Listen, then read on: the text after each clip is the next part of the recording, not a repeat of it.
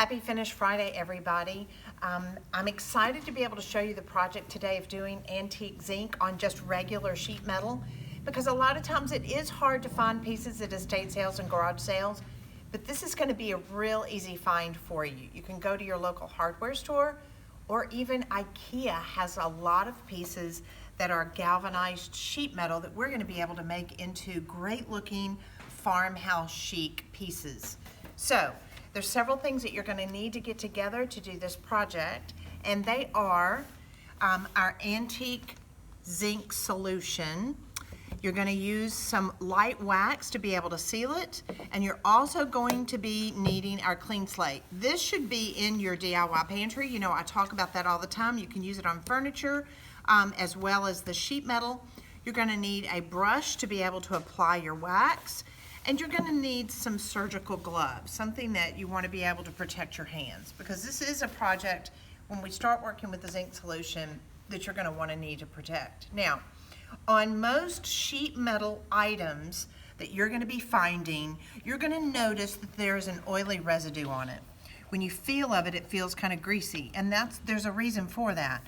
Because when they would put these large pieces of galvanized sheet metal on these particular pieces of equipment, there's a type of grease that they use so it rolls easily, it will bend easily, and they can come and actually miter or hammer them together. So even your flat sheets like this are going to have an oily residue. You want to make sure that you clean it very well. So the great thing about our clean slate is you can use it to clean furniture, and you can now also use it to clean your sheet metal.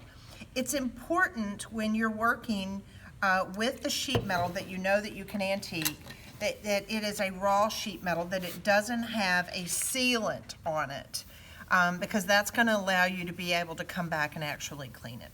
All right, so I have a special guest with me today because he's a specialist in all things zinc. As many of you know, my husband Gene and I were furniture designers and manufacturers for about 27 years. And we developed all these finishes because we were needing different finishes on our furniture that we were manufacturing. We private labeled for a lot of large companies, as well as had our own line called the Amy Howard Collection. So we were designing these finishes to put on those pieces to be able to get the looks that we wanted. Whether this was going to be a top, you could have this as a backsplash in your kitchen, but you're going to have to start with galvanized sheet metal. So while I've cleaned this piece and I'm ready to go, I'm going to invite my specialist to go on and come over here with me. So, hello again. Welcome. Thank you for getting me out on work release. You've got to behave yourself.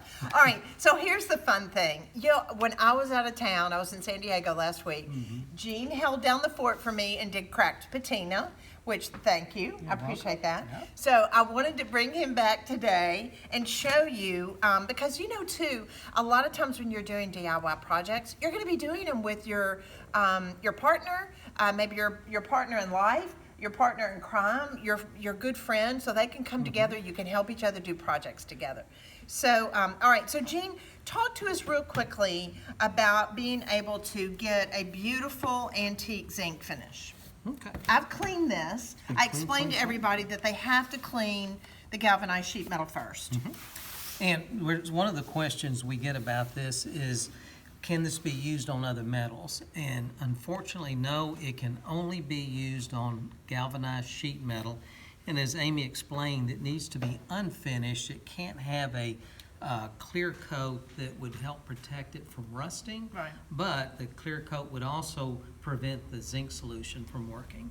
So we'll start with that. We do want to use our gloves. One time I used it without the gloves, and as you can see, it has a problem. Stop it. All right, while you get this ready, I want to show everybody, look at kind of the difference really quickly. Of course, these don't have herbs in it, and I've got to come back and add some herbs.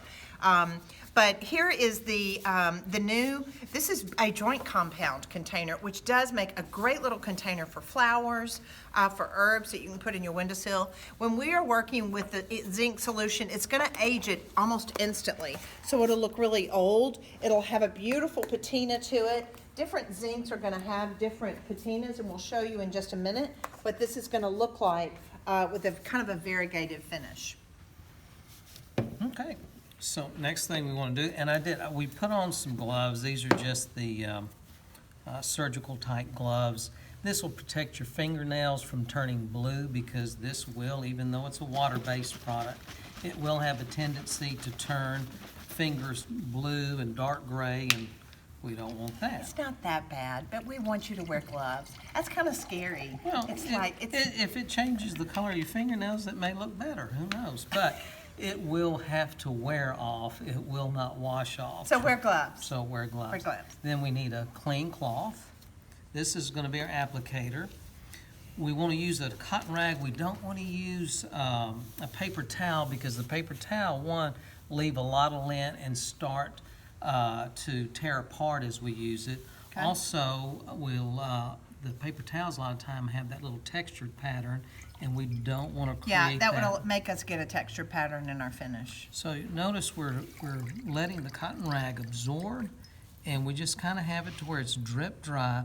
The more you use, the faster it will turn and start antiquing. Yeah, so if you don't want to get too dark, you'll notice by testing things as far as the level of darkness that it'll get. So we want it to be a pretty medium value that's kind of variegated.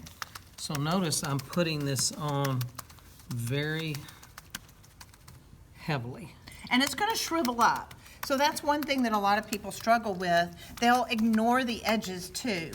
You want to make sure you don't ignore the edges.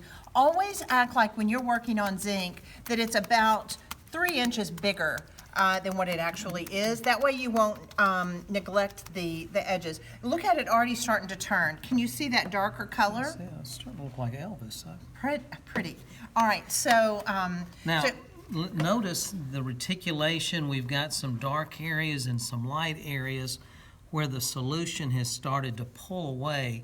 And what we have to do is, in order to make those areas darker, we're going to lightly rub and pat. and go into circles Rub just a and little pat, bit. just small little circles. And notice I'm doing this in sections, because if I try to do the whole thing at one time, it'll leave swirl marks. You know, and the other thing is too, a lot of people, when they start working on this, they realize it's fighting. You're having to fight and kind of make it kind of give in. So now it's starting to accept it just a little bit with that rubbing. And there's quite a bit of pressure there So that he's doing. So it's just a rub and pat, rub and pat. The reason I pat is to prevent the swirl marks from showing up. That's a good word. All right. So basically, he's going to work on this. You see about how quickly you are working, fairly quickly. Don't let it go too dark. Less is more. Because I'm going to let him go in and finish that part down there, and then I'm going to bring another one out that we've already done. So I'm going to wipe this off.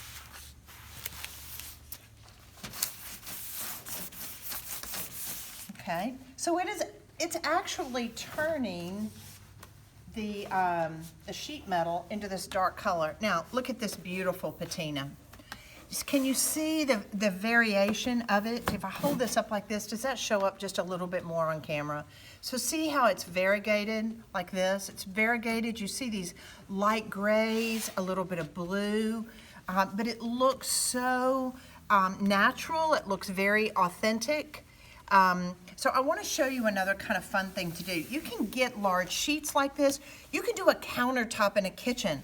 Let's say you don't have the money to be able to bring in real expensive marble. I love painting kitchen cabinets with our one-step paint and then coming back with the zinc solution on top of the sheet metal. So you can go to a sheet metal shop and play low-key. You don't want to like be saying, okay, I'm doing my whole kitchen, I'm doing all this. The price is going to go up. Real low-key, go to a sheet metal shop and then give them the measurements. You're going to have to cut that back part off of your formica. and where it can just be the top, like a cap on a tooth, and have them make that cap, and then you're gonna set that directly on top of your Formica countertop. We also do this on tables that we have. Maybe you have an old kitchen table. This looks great on top of a kitchen table, on top of the sheet metal. You can also go online and buy some sheet metal tops that are already made to maybe fit a desk or a cocktail table or something like that. It's a super, super look. All right, so I just wanted to be able to show you. We also have some stencils that we're going to put on our website, and we have some of our stores that carry our stencils.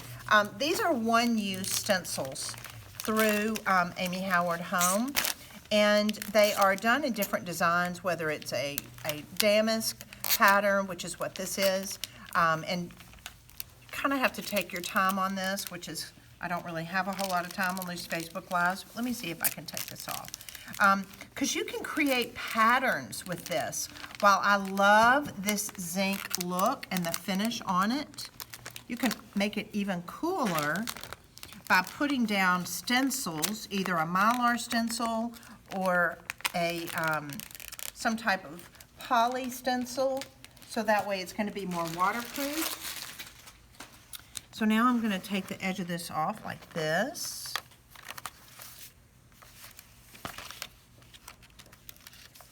I'm just going to take a section of this because I'm not going to spend a whole lot of time, and I'm going to lay this down on top of the zinc that I have already created and antiqued, like this, just to be able to kind of give you an idea of what this could look like. Sticking to my hands really bad. There's a better way to do this, guys, and I apologize. All right. So I think Jean's going to come back in just a minute, and we're going to talk about applying a pattern.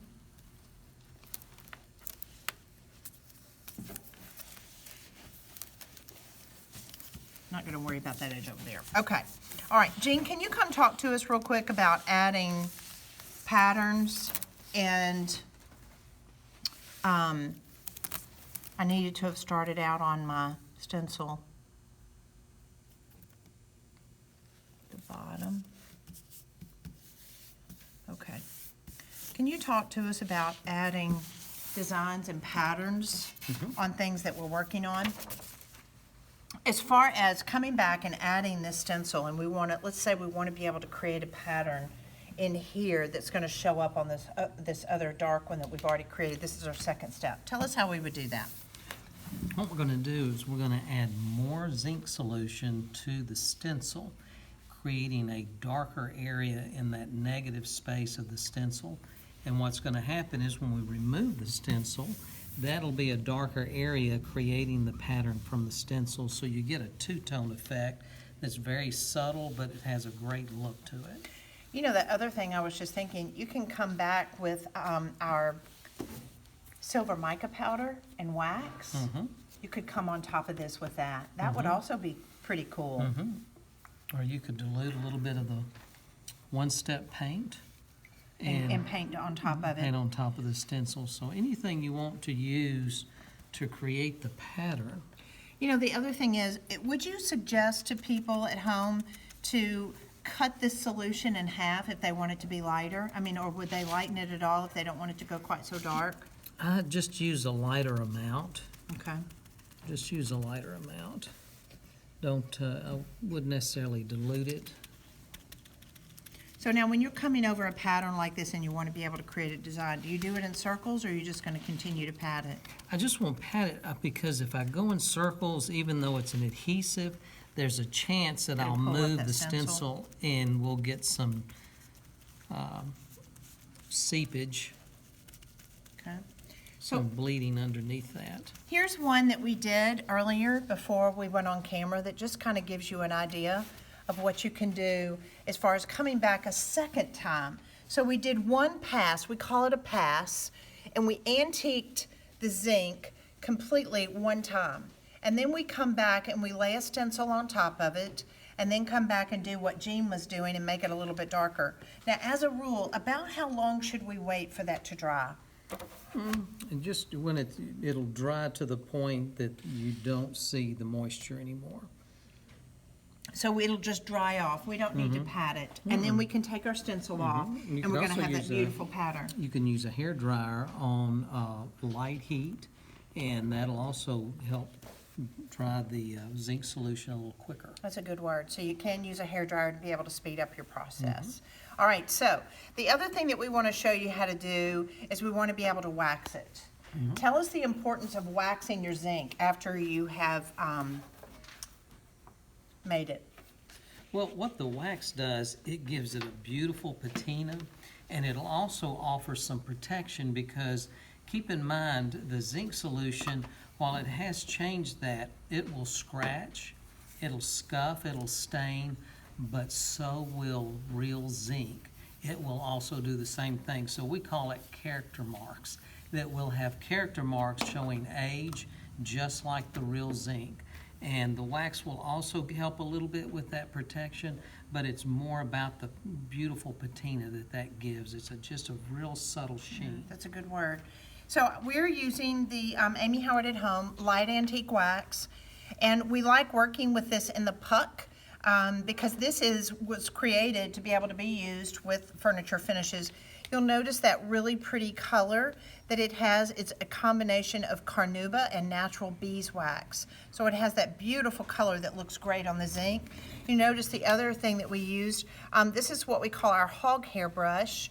And we load it up, so just kind of go in a circular motion like that and load the brush up where it's got quite a bit on the brush. And then you always want to offload just a little bit. We talk about that. That gives even distribution as well as being able to not have way too much in one particular area. Now, when we apply this to the zinc, should we go in a circular motion? You can go in a circular or linear. The main thing is you want to use a very light touch. If you put this on too heavy, what'll happen, it'll go dark, and it'll go solid dark and will stay that way, and you'll lose out on that grayish color that you have. That's a good word. So then that way, after this has had a chance to be able to dry, probably about a half an hour. Half an hour to an hour, longer the better. Yeah, and don't put on too much wax. The problem that we've noticed with a lot of our students is the fact that they put on too much wax. Because they think a little bit is great, a whole lot more is even better, and that's just not the case. So you want to make sure you get your wax everywhere, and then that way allow it to dry. Then come back with your lint-free rag, and then just buff it, and it gives it a really beautiful patina. So hopefully you learned a lot today from our experience. We developed this product because we wanted a farmhouse look on sheet metal products that would give us just kind of some age. A lot of times we might couple this with painting it, doing some striping, maybe gilding a little bit. So those big gorgeous tubs that you see, we use those to be able to put beverages and things out by the pool in the summertime because it's getting ready to be beautiful weather. The other thing is that you can use it on planters, as you've seen we've done, and put big English boxwoods in them. So it has a multitude of uses, even countertops, backsplashes, all that type of thing, even light fixtures.